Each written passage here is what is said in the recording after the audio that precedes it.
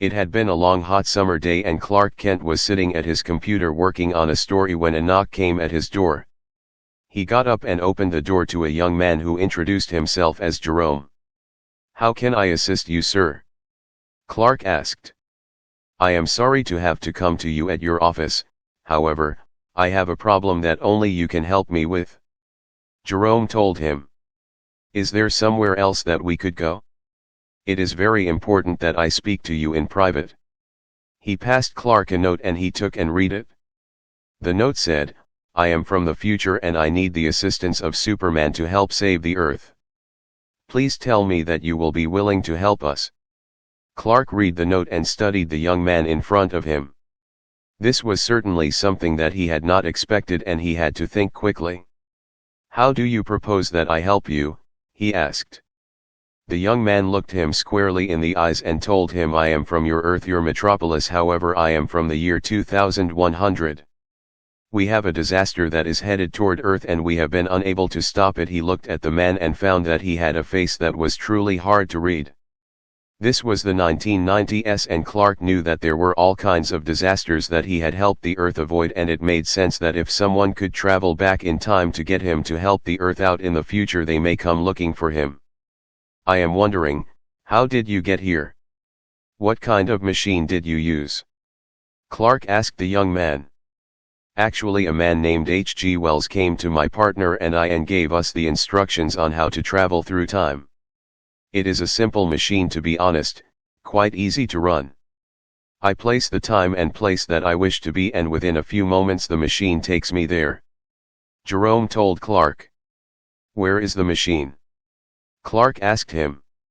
Jerome, actually Clark IV, told him that it was well hidden and not to worry, they could be there shortly. He had hidden the machine in the North Pole, the only safe place that he could think of where Noon would accidentally find it. "If this is some cheap trick or anything, you will not find me taking kind to your requests," Clark warned him in a very harsh tone. "This is not a joke. What needs to be done is necessary and should be done as quickly as possible so that there are no lives lost in my time here on Earth," Jerome told him. "I will contact Superman and see if he can help you. Will you please take a seat?" Clark asked him. Not even 3 minutes later, the man that they called Superman was standing in the office. "How may I help you, young man?" Superman asked. "To avoid anyone hearing or seeing me, I wish that we could discuss the problems that we are experiencing as you fly me to the North Pole," Jerome told him. "All right, we will head there now." With that, Superman picked him up and off they headed to the North Pole. Although the weather was very cold, both men did not feel the cold as others did and they were fine. Jerome cleared his throat and started to explain what was going on during his time. "My time is the year 2100 and I am now 40 years old. In my time, thanks to you, we have achieved world peace, but danger still comes at us from other planets." He looked up at Superman, who was listening intently. "Go on please, sir," Superman told him. "Unfortunately, Earth at one time played around with nuclear weapons. People from Earth stopped the practice in the early part of the 21st century, but they did not know what to do with the waste. The scientists put a protector on the waste and stored it on the Earth's moon. Unfortunately, 2 years ago there was an explosion on the moon and it knocked it out of Earth's orbit. It is now headed toward Earth and has the capacity to destroy every living being," Jerome told him. "What do you propose that I do? I don't know whether or not I have the strength to pull a moon in and making it go back into its proper orbit," Superman told him with a worried tone.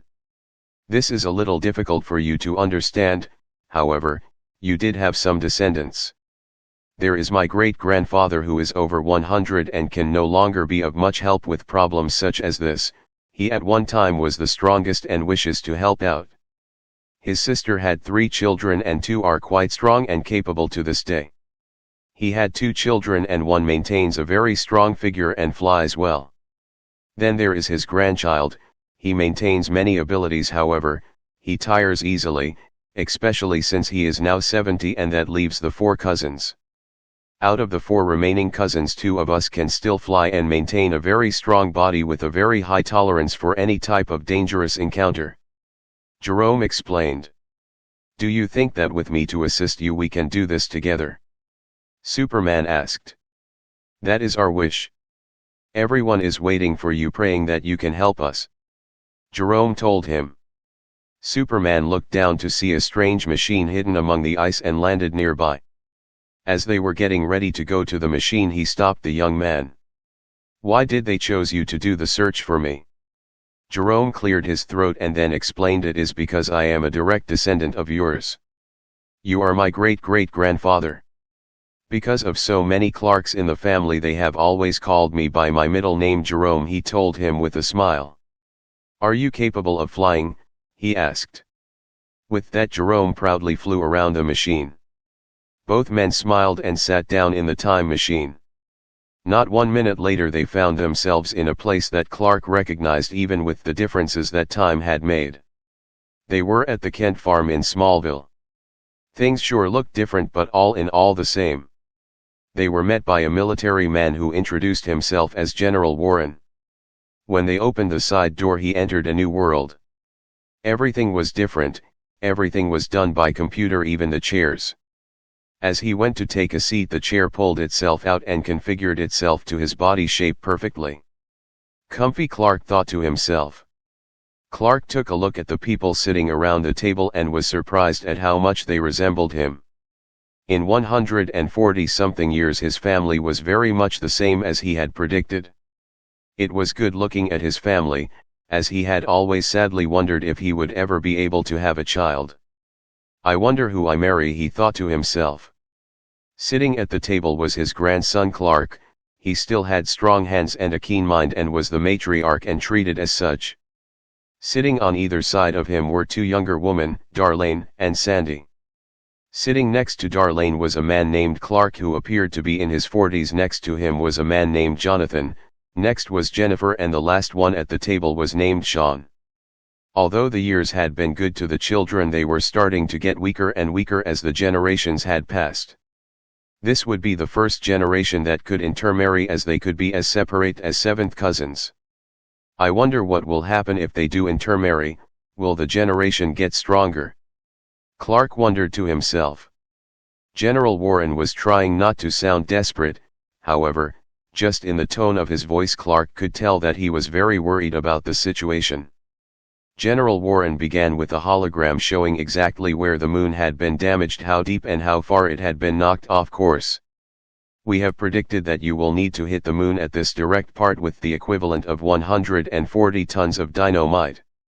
It has been written that you have that capability. He looked up at Clark with hope in his eyes.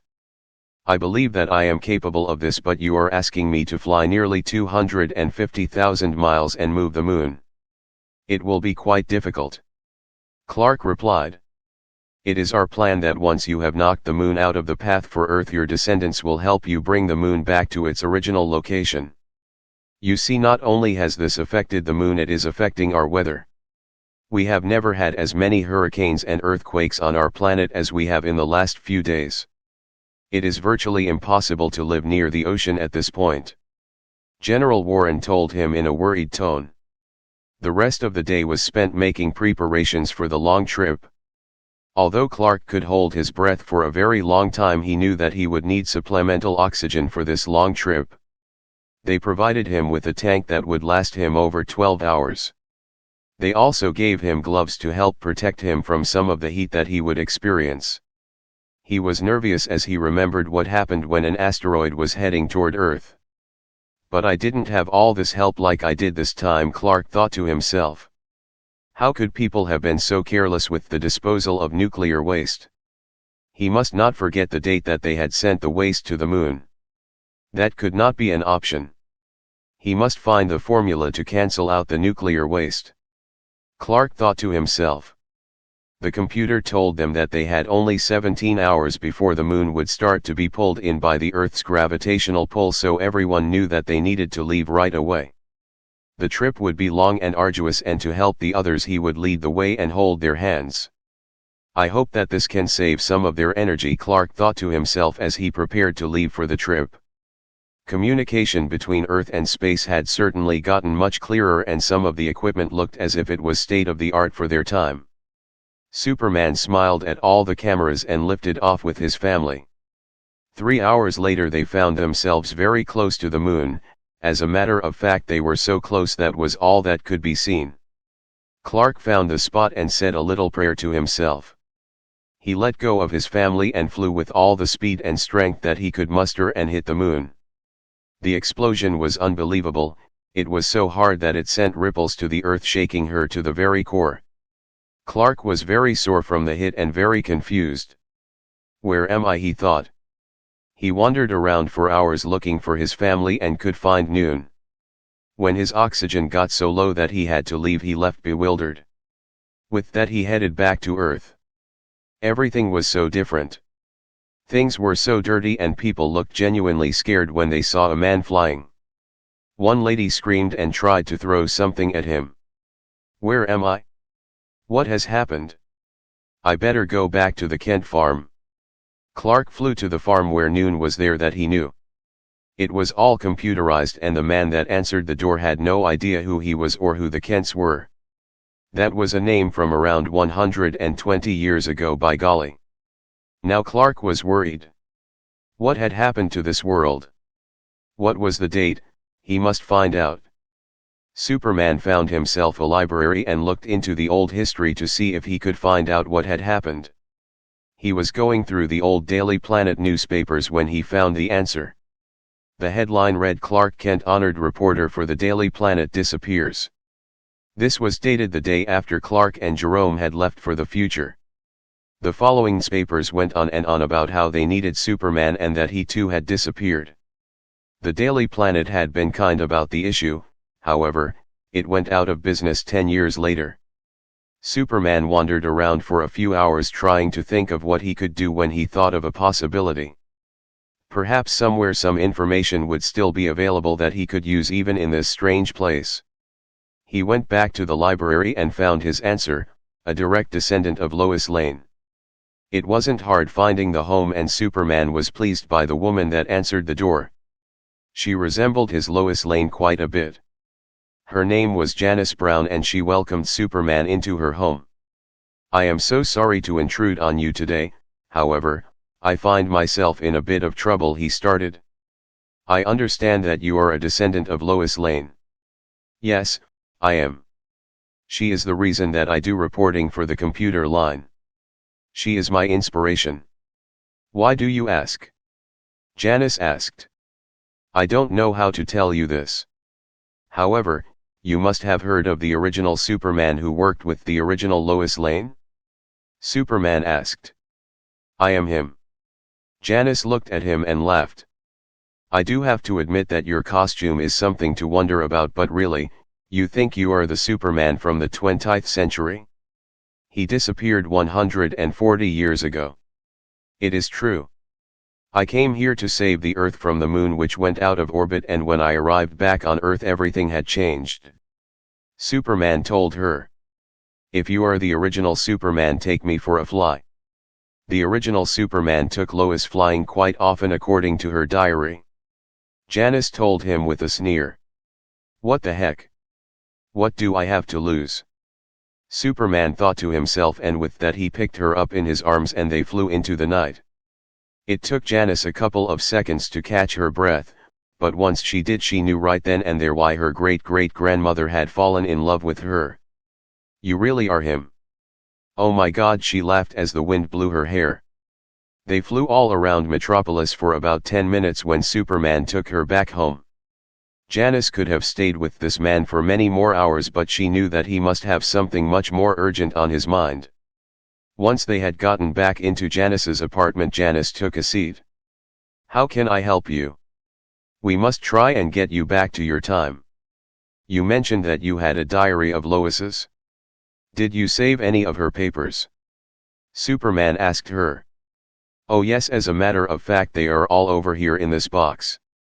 She opened a space no larger than a postage stamp and opened it to become a large file folder with many papers. Superman recognized some of them as being his own work. The diary consisted of hopeless love thoughts of Superman and of some of their many adventures together, but nothing of much interest. He was starting to get very dejected when at the bottom of the file folder was a paper with a diagram of the time machine. "This is what I need. This will allow me to go to the future and find the formula to cancel out nuclear waste.